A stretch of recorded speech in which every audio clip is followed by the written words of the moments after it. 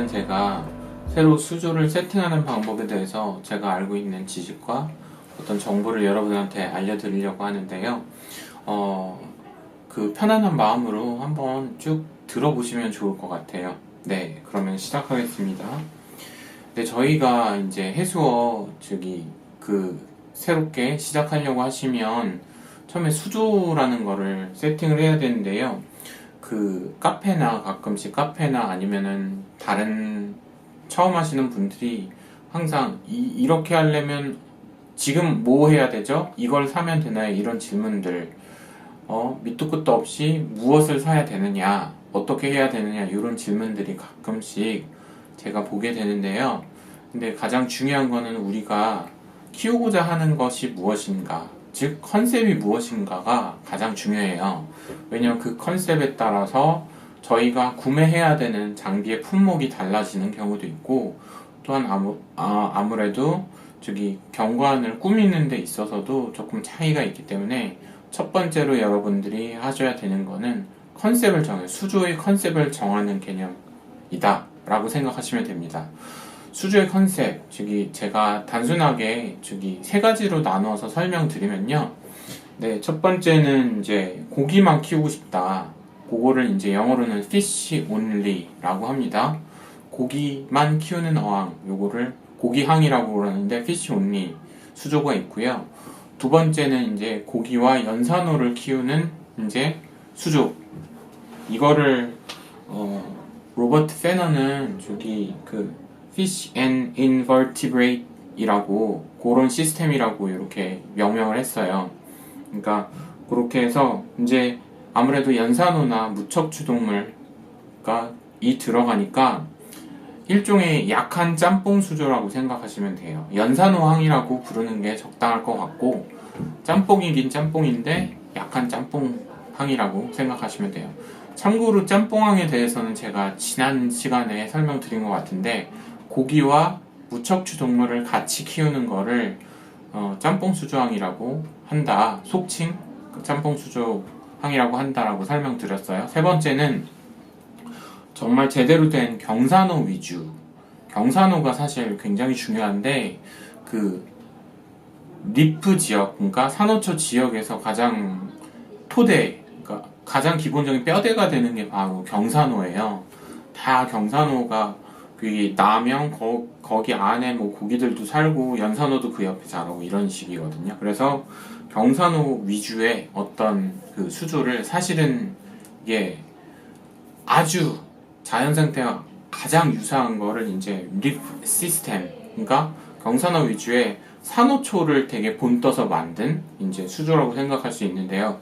요렇게 세 가지로 나눠서 생각해 볼 수가 있어요. 컨셉 세 가지 정도가 있다라고 생각하시면 되고, 그러면 이 세 가지에 따라서 뭐가 달라지느냐? 가장 중요한 건 이제 조명이 조금 차이가 나요. 조명이 차이가 난다고 보시고, 수류도 약간 차이가 나는데 가장 중요한 건 조명이다 라고 생각하시면 됩니다.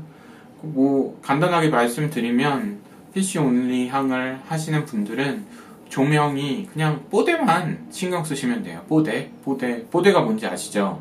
그냥 겉으로 우리 눈에만 보기 좋으면 된다, 그런 거고, 이제 립 시스템, 그러니까 짬뽕 수조가 그런 쪽으로 가면 약간 조명이 정말 산호들을 키우기에 적당한 조명이 필요해진다 라고 생각하시면 됩니다. 이렇게 컨셉을 정한 다음에 우리는 준비물, 무엇을 사야 되는지를 정해야 되는데요. 제가 모든 것을 말씀드리진 않을 거고 아주 기본적인 것만 어떤 특정 순서에 따라서 설명을 드릴게요. 준비물 중에서 준비물이 중요한데, 그 중에서도 이제 처음에 수조를 세팅을 할 때 우리가 필요한 수조 자체가 있겠죠. 수조 자체가 공간 확보, 그 다음에 장비, 그 다음에 경관을 이루는 것, 요 세 가지가 바로 우리의 기본적인 준비물이라고 볼 수가 있는데요. 공간 확보와 관련한 부분은 세 가지 정도가 있어요. 어떤 거냐? 어디에 수조를 세팅을 할 것인가, 곧 장소의 선택의 문제. 기본적으로 장소는 두 가지만 얘기할게요. 바닥이 평평하고 단단해야 돼요. 무너지거나 흔들리거나 수평이 안 맞으면 물이 나중에 흐르거나 그런 경우가 있고요. 그 다음에 이제 그늘진 곳, 그러니까 직사광선이 비치지 않는 곳이라는 표현이 좀 더 적합하겠네요. 왜 그러냐? 직사광선이 비치면 그 부분에 녹조류, 원치 않는 녹조류가 생겨요. 태양이 상당히 강합니다.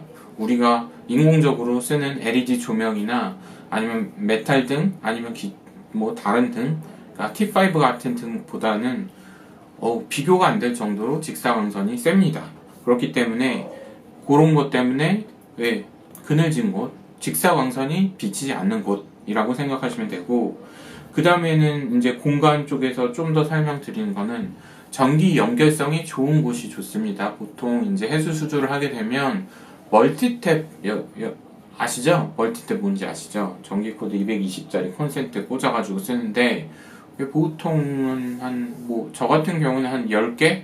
10개, 적으면 10개 미만, 그리고 많으면 정말 10개에서 20개 사이 되는 것 같아요. 수조 사이즈와 상관없이 들어가는 게 한 10개 정도라고 생각하시면 되니까 그 전기 연결성이 좋으면 되는데, 요거는 우리가 수조를 하다 보면 물이 튈 수가 있어요. 그래서 전선 정리함이라고 요런 거 따로 팔거든요. 요거 그 G마켓이나 저는 전선 그 정리함 안 쓰다가 갑자기 집에 전기가 다 나간 적이 한 3번 정도 있습니다. 근데 이게 제가 이거를 처음에는 신경 안 썼죠. 바닥에 있고. 근데 결국엔 물이 튀더라고요. 그래서 그러면 되게 깜짝 놀라요. 아, 죽을 수도 있겠구나 이런 생각이 들 수도 있고.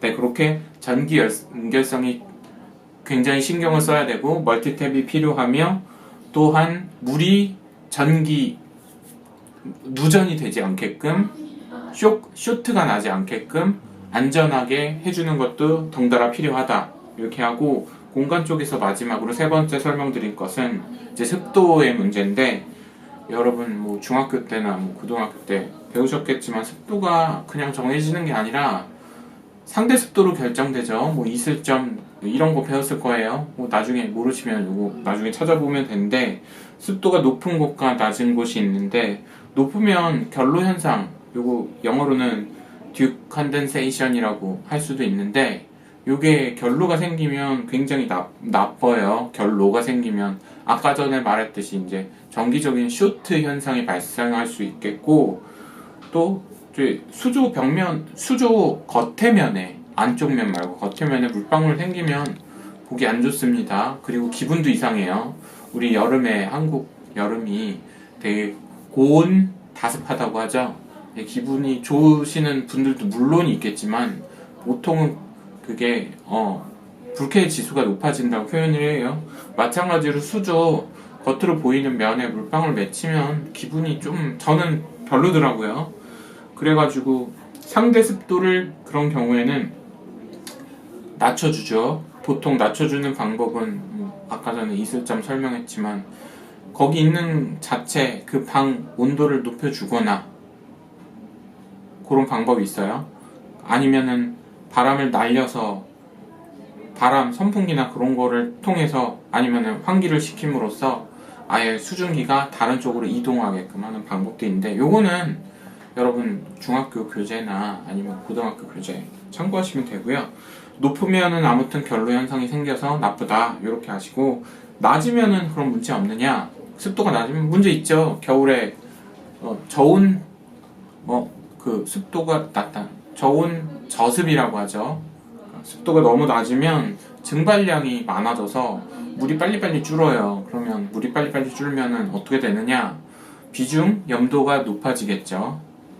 네? 높아지면 물고기한테 무리가 가겠고, 아가미가 하는 일이 더 많아지고, 체력적인 소모가 커지고, 그래서 힘들어지겠죠. 그래서 보충 수통이라는 것을 통해서 만약에 낮으면 쇼트 같은 건 발생 안 해서 안전할 수는 있으나 증발량이 높아지니까 보충 수통 등의 특별한 어떤 작업이나 아니면 물을 부어주든지 그런 식으로 우리가 일정하게 유지시켜주는 거를 생각하면 됩니다. 공간 쪽에서는 제가 이렇게 설명